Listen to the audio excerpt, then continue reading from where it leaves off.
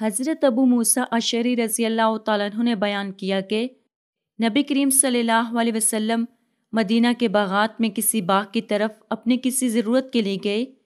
میں بھی آپ کے پیچھے پیچھے گیا۔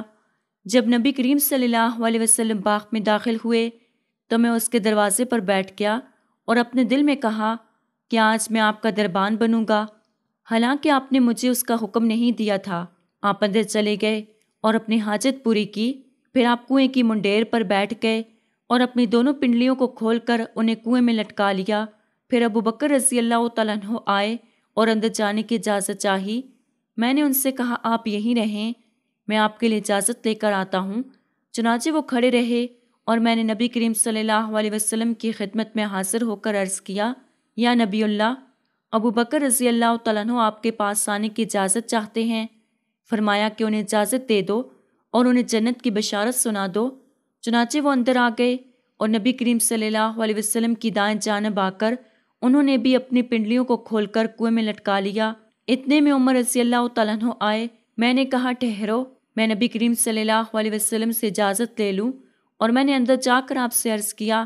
آپ صلی اللہ علیہ وسلم نے فرمایا ان کو بھی اجازت دے، اور بہشت کی خوشخبری بھی۔ خیر وہ بھی آئے اور اسی کنویں کی منڈیر پر نبی کریم صلی اللہ علیہ وسلم کی بائیں جانب بیٹھے اور اپنی پنڈلیاں کھول کر کنویں میں لٹکا دیں، اور کنویں کی منڈیر بھر گئی اور وہاں جگہ نہ رہی۔ پھر عثمان رضی اللہ تعالیٰ عنہ آئے اور میں نے ان سے بھی کہا کہ یہیں رہیے یہاں تک کہ آپ کے لیے نبی کریم صلی اللہ علیہ وسلم سے اجازت مانگ لوں۔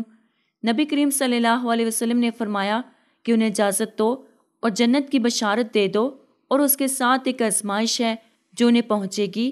پھر وہ بھی داخل ہوئے۔ ان کے ساتھ بیٹھنے کے لیے کوئی جگہ نہ تھی، چنانچہ وہ گھوم کر ان کے سامنے کنویں کے کنارے پر آ گئے۔ پھر انہوں نے اپنی پنڈلیاں کھول کر کنویں میں پاؤں لٹکا لیے۔